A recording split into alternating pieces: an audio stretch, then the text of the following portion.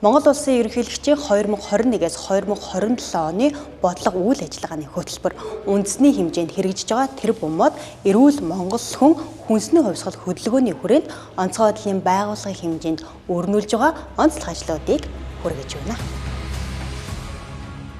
Монгол улсын ерөнхийлөгчийн бодлого үйл ажиллагааны хөтөлбөрийн хэрэгжилтийн хүрээнд Монгол улсын ерөнхийлөгч зөвшөөрлийн ерхий командлагчийн 2021-ээс 2027 оны бодлого үйл ажиллагааны хөтөлбөрийн хоёрт үндэсний язгуур эрх ашиг аюулгүй байдал зорилгын 2.2-6-ад онцгой байдлын албаны үүрэг гүйцэтгэх чадварыг эрс сайжруулж гамшигаас урьдчилан сэргийлэх, хамгаалах, тэмцэх үндэсний чадамжийг дээшлүүлнэ гэж заасан. Энэхүү зорилтын хүрээнд Улаанбаатар хотод газар хөдлөлтийн гамшиг тохиолдож онц ойл тогтоосон үеийн төрийн байгууллагын харилцан хамтын ажиллагаа сэдвт стратегийн команд штабын сургуулийг 2023 оны 6 дугаар сард анх удаа үндэсний аюулгүй байдлын зөвлөл шатар сайдын ажлын алба онцгой байдлын ерхий газар нийслэлийн засаг даргаанд хамгийн газар гэсэн дөрвөн байгууллага хамтран зохион байгууллаа. Тэгээд та бидний хамгийн чухал зүйл бол урдсан сэргийлэх, ард ирдээ сургах, соён гэгэрүүлэх, бэлэн байдлыг хангах энэ асуудал дээр бид одоо онцгой анхаарах ёстой. Нэн ялангуяа урдсан сэргийлэх. Гай зовлон гамшиг осол гарахад бид бэлэн байх ёстой. Бидний харилцаа холбоо бэлэн байх ёстой, бидний хамтын ажиллагаа бэлэн байх ёстой, удирдлага зохион байгуулалт бэлэн байх ёстой, санхүү хөрөнгө мөнгө бэлэн байх ёстой, хэн юу хийх вэ гэдгээ мэддэг байх ёстой. Энийг дэлхийн ертөнцийн олон үйл явдлууд бидэнд анхааруулж байгаа гэдгийг бид мэдэрч байгаа учраас өнөөдөр энэ одоо сургалтыг улсын хэмжээнд зохион байгуулж байгаа. Үүнээс та бүхэн маань олон зүйлийг бас ойлгож мэдэрч авах гэж бодож байна. Та бүхний хамтын ажиллагаанаас манай улсын тусгай тогтнол, манай улсын үндэсний аюулгүй байдал, ард түмний аж амьдрал, амгалан тайван байдал, амь нас шууд холбоотой гэдгийг дор бүрхнээ ухаарч ажиллахыг бас та бүхнээсээ эцэст нь хүсье. Сургуулийн бэлтгэл ажлын хүрээнд удирдах бүрэлдэхүүний сургалтыг танхим захим хэлбэрээр нийт 1114 цаг 685 удаа зохион байгуулж, давхарцсан тоогоор 67250 удирдах албан тушаалтныг хамруулсан нь сүүлийн 5 жилийн удирдах бүрэлдэхүүний сургалтын нийлбэр хэмжээтэй дүүцгэж онцлог үзүүлэлт болов. Газар хөдлөлтийн гамшиг тохиолдсон үеийн байгууллагуудын харилцан ажиллагааг чиглүүлэх штабын бэлтгэл болон ажиллагааны удирдлагын чадварыг бэхжүүлэх зорилготой тус сургууль, гамшигаас хамгаалах улсын албад яамаг антлаг, төрийн цэргийн болон хууль сахиулах байгууллагууд, нэгдсэн үндэсний байгууллагын суурин зохицуулагчийн ажлын алба, хүмүүлийн тусламжийн 12 сектор, Монголын улаан загалмай нийгэмлэг дэлхийн зүүн зэрэг олон улсын байгууллагууд, 21 аймаг нийслэлийн 9 дүүргийн нутгийн захиргааны байгууллага хувийн хвшлийн төлөөлөл нийлсэн 4,000 гаруй хүн оролцсон нь үндэсний хэмжээний анхны стратегийн команд штабын сургууль болсон гэдгээрээ онцлог юм а. Онцгой байдлын байгууллагын үүрэг гүйцэтгэх чадварыг сайжруулах чиглэлээр Монгол улсын Батлан ам тогтгоо хуулийн 13 дугаар зүйлийн 13-ийн 1-2-т цэргийн анги байгууллагыг байгуулах, өргөтгөн зохион байгуулах, шилжүүлэх, татан болгох асуудлыг Монгол улсын зэвсэг хүчний ерөнхий командлагчтай зөвшөөрсөн шийдвэрлэхээр заасны дагуу тогтоолд нэмэлт өөрчлөлт оруулах тухай засгийн газрын тогтоолын төслийг боловсруулан батлуулж 2021-ээс 2025 онд Галтүмөр унтраах аврах анги 7, Эрен хаах аврах салбар 1, Эрен хаах аврах бүлэг 5-ыг шинээр байгуулж, онцгой байдлын ерөнхий газрын дэргэдэх гамшигаас хамгаалах сургалтын төвийн үйл ажиллагааг өргөтгөн зохион байгууллаа.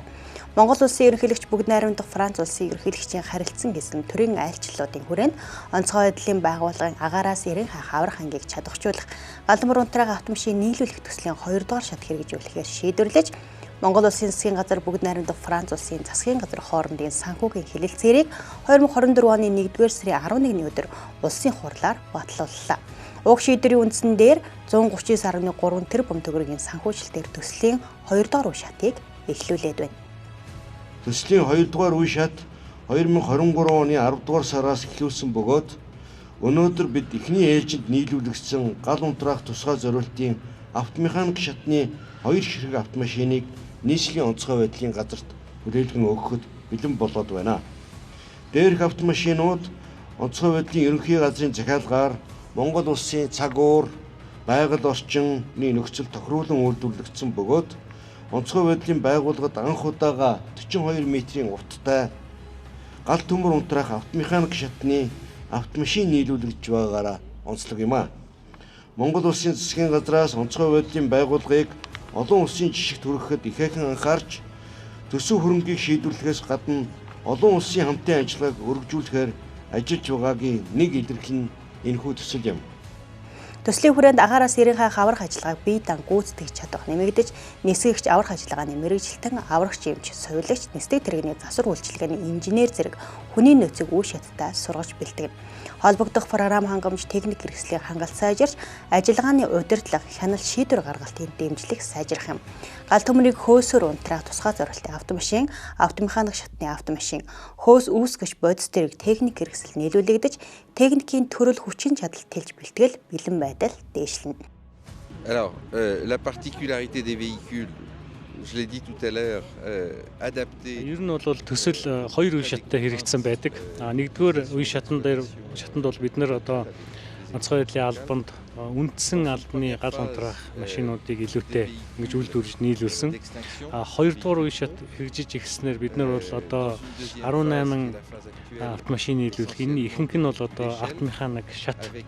Ялангуяа энэ дотроо одоо Монгол улс анх удаа 42 метрийн одоо урттай ийм автомеханик шатыг нийлүүлсэн байдаг. Өөрөөр хэлэх юм бол өнөөдөр одоо хотчлт их явагдаж өндөр барилгууд их баригдаж байгаатай холбоотой одоо энэ шат 42 метрийн шатыг бол Монгол улс анх удаа ингэж ашиглаж эхэлж байгаа. Энэ бол одоо бас нэг онцлог байгаа. Тэгээд дээр нь бол мэдээж бид түрүүнд хэлсэн нөгөө байгаль цагуурын одоо эрс дэс нөхцөл, газар нутгийн онцлог байдал зохицсон бид нэр машинууд үйлдвэрлэсэн Монгол улс зориулж байгаа. Энэ машин бол одоо олон жилийн турш одоо Монголын ард түмний өмч хөрөнгө амь насыг хамгаалах энэ одоо сайхан гэгээн үйлсэд бол хувь нэмрээ оруулна гэж итгэлтэй байдаг.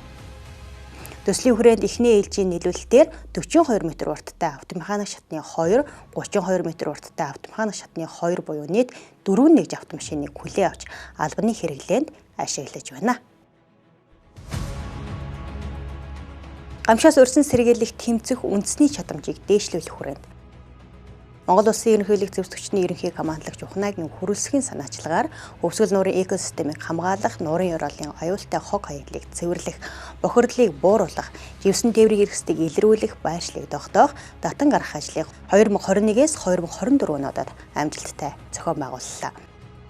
Өмнө 2019 онд Монгол Улсын ерөнхийлөгч ерөнхий сайд байхдаа өвсгөл нуурын экосистемийг хамгаалж, нуурыг тойрсон аюул жуулчлалыг тогтвортой хөгжүүлэх зорилтыг дэвшүүлж, улмаар засгийн газрын тогтоолоор 117 дугаар захирамжаар ажлын хэсэг байгуулж, тухайн үед байгаль орчин аюул жуулчлалын сайд, батлан хамгааллын сайдаар автуулсан ажлын хэсэг энэхүү одоо төлөвлөлтийг боловсруулж анхны гараад эхлүүлжсэн саяхан мэт санагдаж байна.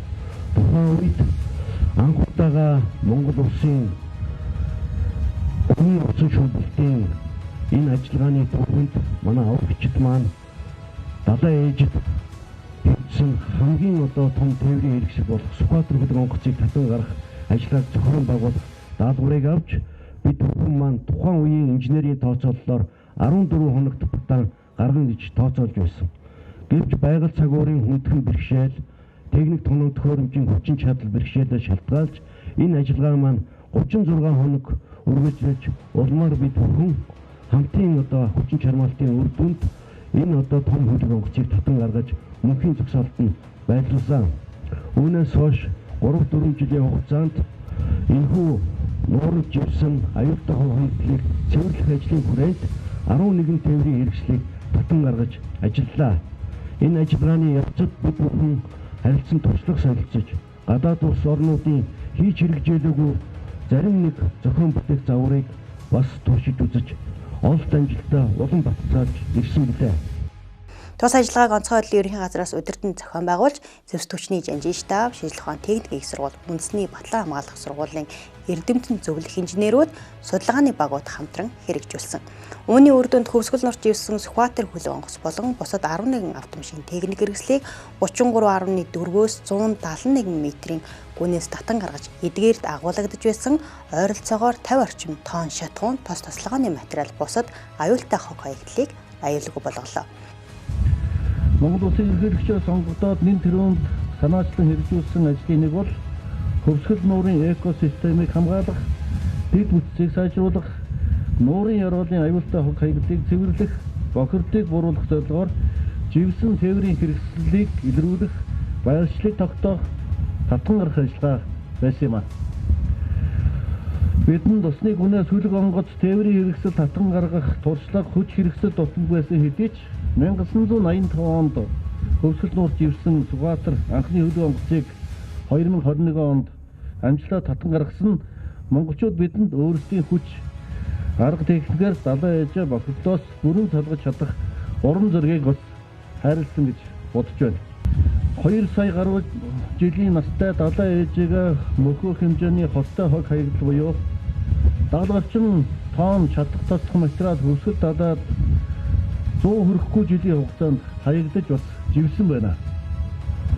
Хэрвээ энэ хэмжээний аюултай хог хаягдал хөвсгөл нуур дасгарсан тохиолдолд нуурын мандлын 253% буюу 73.4 км талбай бохирдож, эгийн гол сэлэг мөрөг бохирдуулан улмаа дэлхийн цэнгэг усны 20%-ийг эзлэх байгаль нуурыг байгаль далайг хүртэл бохирдуулах эрсдэл байсныг эрдэмтэн судлаач нар бас тооцсон гаргасан байна.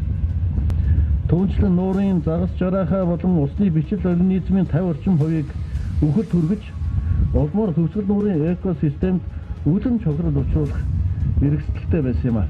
Эрдэмтдийн үнэлгээгээр дээрх аюултай бодисууд нуурын усанд асгарсан тохиолдолд нуурын мандлын 253% буюу 70 гаруй хавтгай дөрвөлжин км талбай бохирдох, улмаар эгийн гол сэлэг мөрөнгөөр дамжин дэлхийн цэнгэг усны нөөцийн 20%-ийг эзлэх байгаль далайг бохирдуулах эрсдэл үүсэх байсныг тогтоосон. Ийхүү хэрэгжүүлсэн цогц арга хэмжээ нь экологийн томоохон эрсдлийг бууруулж, холбогдох байгууллагуудын хамтын ажиллагаа, техникийн болон судалгааны чадварыг бодитоор харуулсан үр дүнтэй арга хэмжээ боллоо.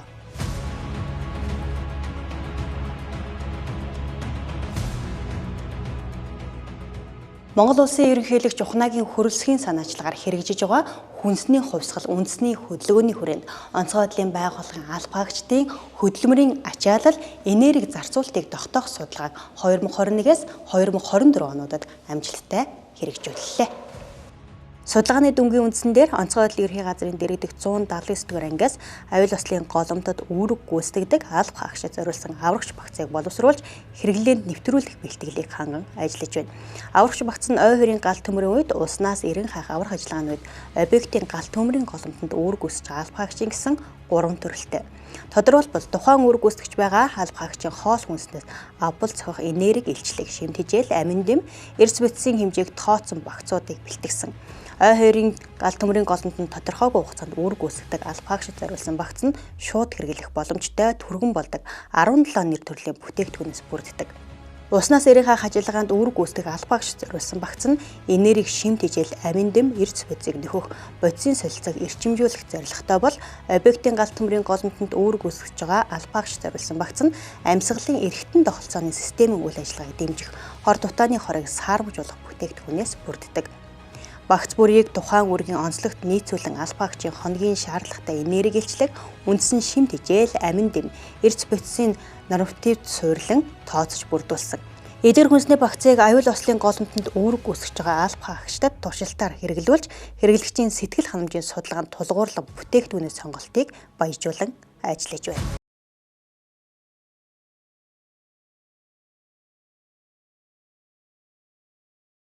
Байгууллага эрүүл Монгол хүн үндэсний хөтөлбөрийн хүрээнд алба хаагчдын эрүүл мэнд мэргэжлийн шалтгаалга өвчлөлийн эрт илрүүлэлт онцлогоо сайжирч эмчилгээний үр дүнг нэмэгдүүлэх зорилгоор онцгой байдлын ерхий газрын даргын тушаалаар томилогдсон нарийн мэргэжлийн эмчнэрийн баг урьдчилан сэргийлэх үйлчлэгийг 2021-с 2024 онуудад 21 аймгийн 80 сумд ажиллаж 2600 алба хаагчийг иж бүрэн үзлэгт хамрууллаа. Үйлчлэгийн баг нийт 18,700 км зам туулж 82 хоногийн хугацаанд ажиллахдаа онцгой байдлын байгууллагад ажиллаж байгаа цэргийн байнгын тэтгэврт гарсан 115 хамтыг мөн хамруулсан байна. Алба хаагчдын эрүүл мэндийн хугацаат үзлэг эрт илрүүлэг 2023 оноос эхлээд зохион байгуулж байна. За 23 он зүүн бүс, 24 онд өмнөд бүс, хойд бүсгээд за 25 онд одоо баруун бүсийн онцгой байдлын байгууллага ажилтаа алба хаагчдад үзлэгийг зохион байгуулад нийтдээ 2600 орчим алба хаагчдыг хамруулад байна. За ажлын хэсэгт бид нар анагаахын шинжилгээ ухааны үндэсний их сургуультай хамтран ажиллах гэрээнийхээ хүрээнд дотор за чихмэр хоолой, мэдрэл, арьс харшил, за шүд, мэргэжлийн шалтгааллах хүчин судлаач эмч, ийм одоо нарийн мэргэжлийн эмчнэрийг нэмж байгаа. За тэгээд мэдээж онцгой байдлын байгууллагт одоо ажиллаж байгаа нарийн мэргэжлийн эмчнэрийн бүрэлдэхүүнийг хамтарсан үзлэгийн бүрэлдэхүүн нийтдээ бол нэг 4 төрлийн шинжилгээ. За 12 төрлийн нарийн мэргэжлийн эмчийн үзлэгийг дээрээс үндэслээд тэр оншоо тавьж одоо цаашаа одоо авах хэмжээний зөвлөмжүүдийг гаргаж явсан.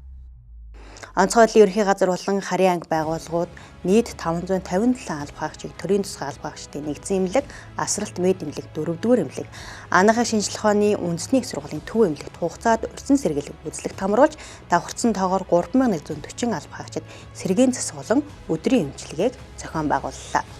Мөн эрүүл Монгол хүн үндэсний хөтөлбөрийн хүрээнд онцгой байдлын байгууллага алба хаагчдын ажиллах нөхцөл нийгмийн баталгааг сайжруулах хөтөлбөрийг шинжилэн батлуулж 2025-аас 2028 онд хэрэгжүүлэхээр шийдвэрлэлээ.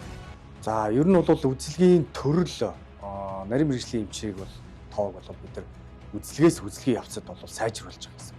2023 онд одоо сүүний бүрэлдэхүүнтэй ажиллаж байсан бол 2024 онд за 12, 14 оны бүрэлдэхүүнтэй ажилласан. За 2025 оны баруун бүсийн үзлэгийг бол яг өмнөх бүсүүдээс онцлогтой юм бид нар мэргэжлийн шалтгааллах өвчин судлаач эмч болон шүдний эмчээ одоо өмнөх одоо үзлэгтээр нэмэгдэж одоо орчихсон. Төг солиорлогоо гэж шилжээд үзлэгээс үзлэгт за эмчнэрийн одоо тоо нэмэгдэж үзлэгийн нарийн мэргэжлийн эмчийн үзлэгийн төрөл нэмэгдээд ингээд явж байгаа. За 2025 онд бол бид нар бас соёлын байгууллагын алба хаагчдын эрүүл мэндийг хамгаалах, дэмжих, за сэтгэл зүйн үнэтэй бэлтгэлжилтийг хангахын дэд төлбөр хэрэгжүүлэхэд сая батлуулсан байгаа. За энэ маань өөрөө 2025-аас 28 онд хэрэгжинэ. За энэ хүрээнд бол одоо эрүүл мэндийн боловсрол олгох, за энэ эрт илрүүлэгийг зохион байгуулах, за гарсан өвчлөлийг бууруулах чиглэлээр тодорхой ажлуудыг зохион байгуулж үндсэндээ бол нэг 4 жилийн хугацаанд одоо нийт илэрж байгаа өвчлөлийг 30 хүртэлх хувиар бууруулах зорилт төвшүүлээд хөтөлбөр төлөвлөгөө гаргаж батлуулаад энийг хэрэгжүүлээд ажиллаж байна. Хөтөлбөрийн хүрээнд алба хаагчдын эрүүл мэндийг хамгаалах, өвчлөлөөс өрсөн сэргийлэх, эрүүл мэндийн байдлыг үнэлэх, мэргэжлээс шалтгааллах өвчний судалгаа хийх, эрсдлийн хүчин зүйлийг бууруулах арга хэмжээг төлөвлөж хэрэгжүүлэх, сэтгэл зүйн дэмжлэг, сэргээн засах үйлчилгээний хүртээмж чанарыг нэмэгдүүлэхээр тусгасан. Уг хөтөлбөр хэрэгжснээр алба хаагчдын эрүүл мэндийн үзүүлэлт, хөдөлмөрийн чадвар, сэтгэл зүйн сайн сайхан байдал дээшилж, мэргэжлээс шалтгааллах өвчлөлийг эрт илрүүлэлт, оншилгоо сайжирч, эмчилгээний үр дүн нэмэгдэж, үүрэг гүйцэтгэх чадвар бодитоор нэмэгдэх юм.